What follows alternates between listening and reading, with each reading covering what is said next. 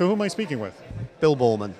And Bill, for those of people listening, can tell that you are British, but also you're wearing a bowler hat. So that's how you really know that you're British, because nobody else here is wearing a bowler hat, let alone a hat for that matter. Anyways, but the reason I'm talking to you is not about your hat, but about the fact that you are setting up a social integration for the BBC. Explain, and you've got a history of doing this, right?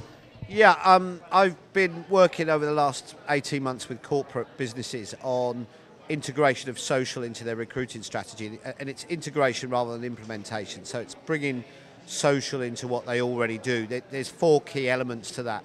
One is the technology to make sure you've got the right apps and everything else in place and that it all works together. I think getting collaborative technology is very important. The second area is people, so how you're organised as a team. The third part is brand advocacy, so the message that you put out there to bring people in terms of your culture and how it works and that it's authentic and all that kind of good stuff. So I work on those areas really with a view to increasing the flow of the right candidates rather than the flow of candidates. It's not about increasing volume of applications, but getting people to join who want to join your organisation to be the people who come and talk to you.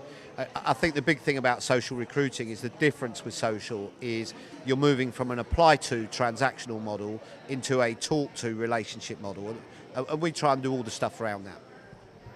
Give me some specifics. This is excellent. So what have you done in the past to attract the right candidates versus just attract any candidate? I think it's really making sure that the people who do the job tell the story rather than the marketing department or anybody else. So the first thing you do is create a place where people can tell a story, and then you get your internal staff engaged and make it an internal community in a public place.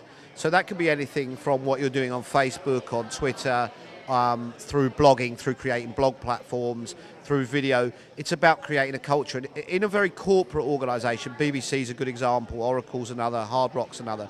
First thing you have to do is actually give people permission to talk, because from the beginning of their careers in any corporate organisation, you're brought up that you can't speak on behalf of the company, and then somebody crazy like me comes along and says, yeah, start blogging about it, start tweeting about it, start posting on behalf about your experience in the company, and there's a lot of nervousness about that. So you need to remove those barriers by getting strong sponsors in the organisation and just making sure people understand what it is to be a social organisation, and that actually what the outside world is interested in is what's it going to be like to work here. They're not interested in job descriptions, they're not interested in the product, they're not interested in that stuff.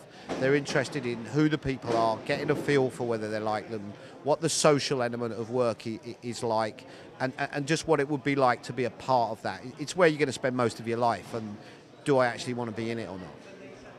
Bill, thank you so much for your time. I really appreciate it. Thank you very much.